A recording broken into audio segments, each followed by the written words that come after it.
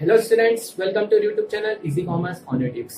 आज हम इस वीडियो में डिस्कस करने वाले हैं कि how to calculate the elasticity of demand. Elasticity of demand कैसे कैलकुलेट किया जाता है। वैसे तो दो मेथड्स बड़ी बड़ी बनी हुई है इलास्टिसिटी ऑफ डिमांड निकालने के लिए, और वो हमारे 11th सिलेबस में इंक्लूड भी है माइक्रो इकोनॉमिक्स के।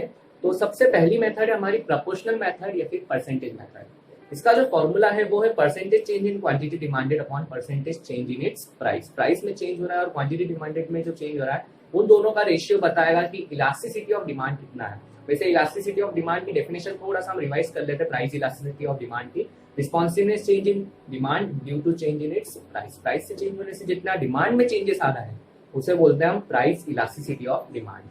अब उसका जो फॉर्मूला है, फॉर्मूले को हम सिंप्लीफाई जब करने जाएंगे, थोड़ा सिंप्लीफाई करेंगे तो उसका जो नेट फॉर्मूला निकल के आएगा आपके सामने वो हो जाएगा change in Q upon change in P into P upon Q. Change in Q मतलब क्वांटिटी डिमांडेड में कितना चेंज आया अपॉन प्राइस में कितना चेंज आया into old price upon old quantity. तो ये हमारा फॉर्मूला बन जाता है। और यहाँ पे आपके सामने परसेंटेज मेथड से दो फॉर्मूले आ रहे हैं।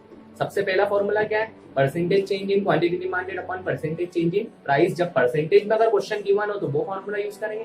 इन केस उसने अगर यूनिट्स में दे दिया और प्राइसेस अलग अलग दे दिए, ओल्ड न्यू दे दी है, तो उस केस में हमारा नेक्स्ट फॉर्मूला लग जाएगा change in Q upon change in P into P upon Q. अब यहाँ पे एक नोट करने वाली बात ये है कि हमें पता है लॉ ऑफ डिमांड हमने पढ़ा था, there is inverse relationship between price and demand. Price और डिमांड के बीच में कैसा रिलेशन है, इनवर्स रिलेशन है। तो इन केस आपके क्वेश्चन में इनवर्स रिलेशन आ रहा है तो आप फॉर्मूले में नेगेटिव सिंबल यूज करोगे आगे।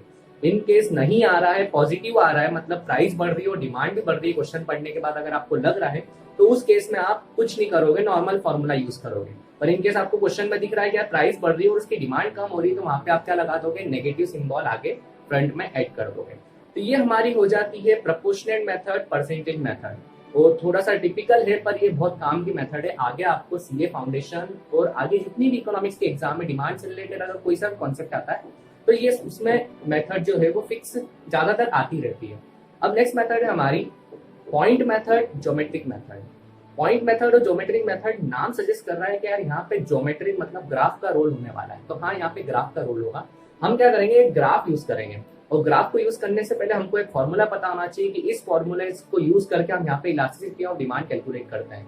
तो पॉइंट मेथड या फिर ज्योमेट्रिक मेथड में इलास्टिसिटी ऑफ डिमांड निकाली जाती है। उसका फॉर्मूला है lower segment upon upper segment. मतलब यहाँ पे आपको सेगमेंट यूज करना है।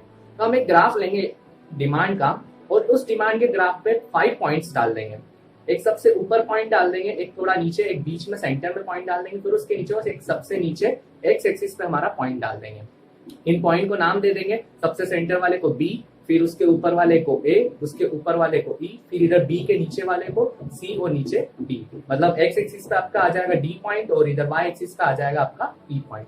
ये हमने पॉइंट्स को नाम दे दिया और इन पॉइंट्स के ऊपर हम निकालेंगे इलास्टिसिटी ऑफ डिमांड। मतलब यहाँ पे देखा जाए तो ग्राफ की हेल्प से कैलकुलेट करेंगे कि यार उसकी इलास्टिसिटी कितनी है, प्राइस के चेंज होने से डिमांड पे कितना इफेक्ट आ रहा है। तो स्टार्ट करते हैं। हमारा फॉर्मूला हमको याद रखना है lower segment upon upper segment. अब सबसे पहले हम कैलकुलेट करते हैं पॉइंट ई पे।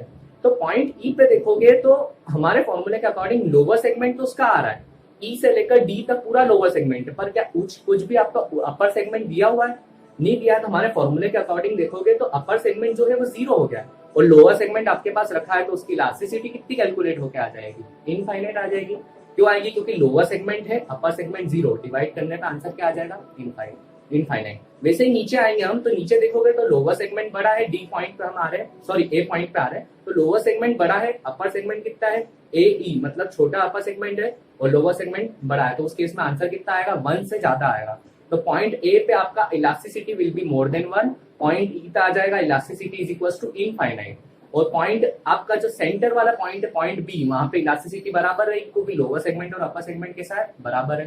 फिर पॉइंट में सी पे आता हो तो सी पे देखोगे तो अपर सेगमेंट छोटा है, lower segment sorry upper segment बड़ा है, लोअर सेगमेंट छोटा है। तो यहाँ पे आंसर लेस देन 1 आएगा। और सबसे लास्ट पॉइंट जो पॉइंट डी है जो एक्स एक्सिस पे रखा है उसके पास तो अपर सेगमेंट है ही नहीं, उसके पास सिर्फ लोअर सेगमेंट है ही, उसके पास सिर्फ आपका अपर सेगमेंट रखा हुआ है। तो उस केस में उसका आंसर आ जाएगा 0, क्योंकि उसका जो आंसर 0 आने का रीजन क्या है, क्योंकि उसके पास अपर सेगमेंट तो रखा है पर लोअर सेगमेंट 0 है और 0 को किसी से भी डिवाइड करें आंसर 0 ही आना है। तो यहाँ पे जो है ये आपका आर्क मेथड से हमने कैलकुलेट कर दिया कि इलास्टिसिटी ऑफ डिमांड कैसे निकाली जाती है।